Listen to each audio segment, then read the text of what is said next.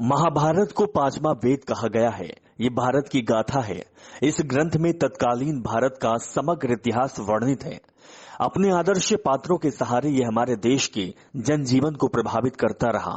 इसमें सैकड़ों पात्रों, स्थानों, घटनाओं तथा विचित्रताओं और विडंबनाओं का वर्णन है। महाभारत में कई घटना, संबंध और ज्ञान विज्ञान के रहस्य छिपे हुए हैं। महाभारत का हर पात्र जीवांत है, चाहे वह कौरव हो, पांडव, कर्ण और कृष्ण हो, या धृतराष्ट्र हो, शल्य, शिखंडी और कृपाचार्य हो। महाभारत सिर्फ योद्धाओं की गाथाओं तक सीमित नहीं है।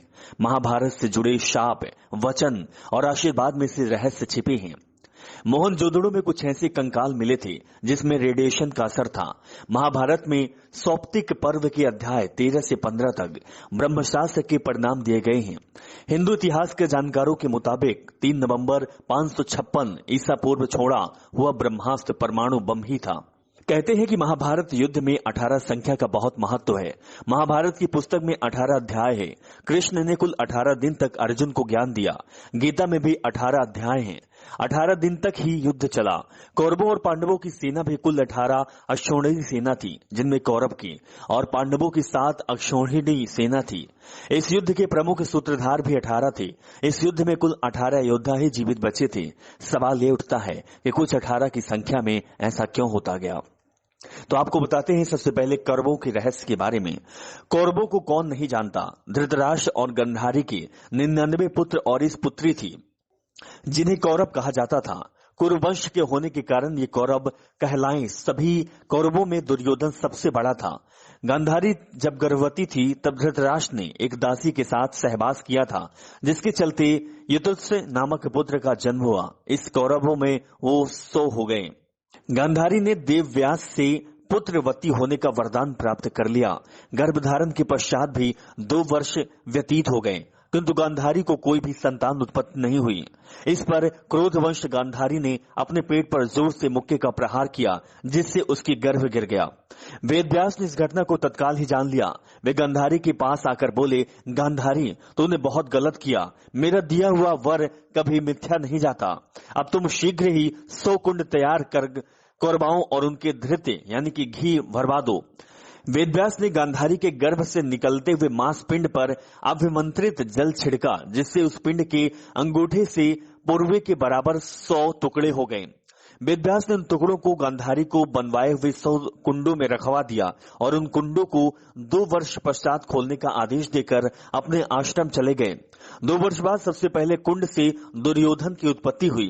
फिर उन कुंडों से धृतराष्ट्र के शेष 99 पुत्र एवं दुश्ला नामक की कन्या का जन्म हुआ।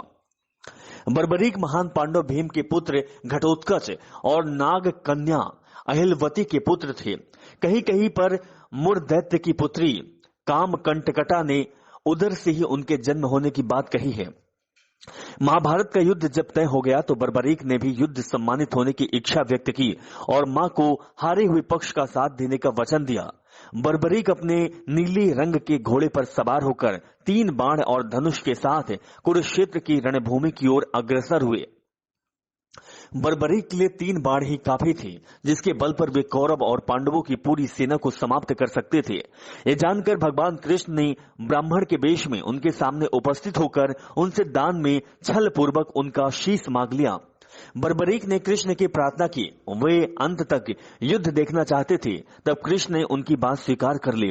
फाल्गुन मास की द्वादशी को उन्होंने शीश का दान कर दिया। भगवान ने उस शीश को अमृत से खींचकर और सींच कर उससे जगह रख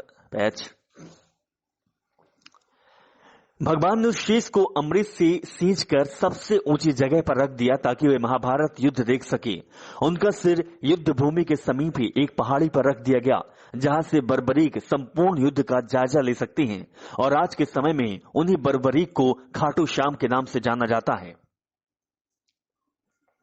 अब आपको बताएंगे, राशियां नहीं थी ज्योतिष का आधार। जी हां, महाभारत के दौर में राशियां नहीं हुआ करती थी। ज्योतिष 27 नक्षत्रों पर आधारित था, न कि 12 राशियों पर। नक्षत्रों से पहले स्थान पर रोहिणी था, न कि अश्विनी। जैसे जैसे समय गुजरा, विभिन्न सभ्यताओं ने ज्योतिष में प्रयोग किए और चंद्रमा और सूर्य के आधार पर राशियां बनाई और लोगों का भविष्य बताना शुरू किया। जबकि वेद और महाभारत में इस तरह की विद्या का कोई उल्लेख नहीं मिलता, जिससे कि यह पता चले कि ग्रह नक्षत्र व्यक्ति के जीवन को प्रभावित करते हैं।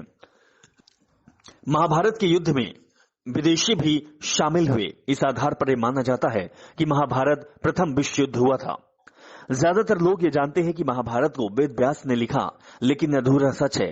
वेद व्यास कोई नाम नहीं, बल्कि एक उपाधि थी जो वेदों को ज्ञान रखने वालों को दी जाती थी। कृष्ण नौपान्यम में पहले 27 वेद व्यास हो चुके थे, जबकि वे खुद 28वें वेद व्यास थे। उनका नाम कृष्ण नौपान्यम में इसलिए रखा गया क्योंकि उनका रंग सांवला था और वे एक द्वीप पर जन्मे थे। 3 चरणों में महाभारत लिखी गई थी। वेद व्यास की महाभारत 3 चरणों में लिखी गई। पहले चरण में 8800 श्लोक, दूसरे चरण में 24,000 और तीसरे चरण में 1 लाख श्लोक लिखे गए। वेद व्यास की महाभारत के अलावा भंडारक ओरिएंटल रिसर्च इंस्टीट्यूट पुणे की संस्कृत महाभारत सबसे ज्यादा प्रमाणित मानी जाती है। अंग्रेजी में संपूर्ण महाभारत 2 बार अनुवादित की गई है। इसका अनुवाद 1883 से 1896 के बीच किसारी मोहन गांगुली ने किया था और दूसरा मनमंथनाम दत्त ने 1895 से 1905 के बीच। 100 साल बाद डॉक्टर देव राय तीसरी बार संपूर्ण महाभारत का अंग्रेजी में अनुवाद कर रहे थे। तो ये कुछ रहस्य हैं महाभारत के, जो आज भी जीवित हैं और इस पर अभी भी रहस्य ही बना हुआ